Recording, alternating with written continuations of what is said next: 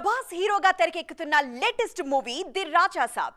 ఈ ఏడాది డిసెంబర్లో రిలీజ్ కు రెడీ అవుతున్న ఈ సినిమాకు సంబంధించి మరో ఇంట్రెస్టింగ్ న్యూస్ రివీల్ అయింది. ముఖ్యంగా ప్రమోషన్ కాంటెంట్ లో ప్రభాస్ రెండు డిఫరెంట్ లుక్స్ లో కనిపించారు. మరి నిజంగానే ప్రభాస్ రెండు క్యారెక్టర్స్ చేశారా? ఈ స్టోరీలో చూద్దాం.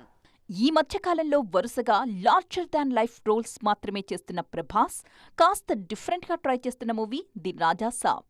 హారర్ కామెడీ జానర్లో తెరకెక్కుతున్న ఈ మూవీలో ప్రభాస్ వింటేజ్ వైబ్ ని క్రియేట్ చేయబోతున్నారు. రీసెంట్గా రిలీజ్ అయిన టీజర్ ఫ్యాన్స్ కి ఫుల్ కిక్ ఇచ్చింది. అయితే ఈ టీజర్లో గతంలో రిలీజ్ చేసిన ప్రభాస్ ఓల్డేజ్ లుక్ కి సంబంధించి షాట్ ఒక్కటి కూడా లేకపోవడంతో ఫ్యాన్స్ లో అనుమానాలు స్టార్ట్ అయిపోయాయి.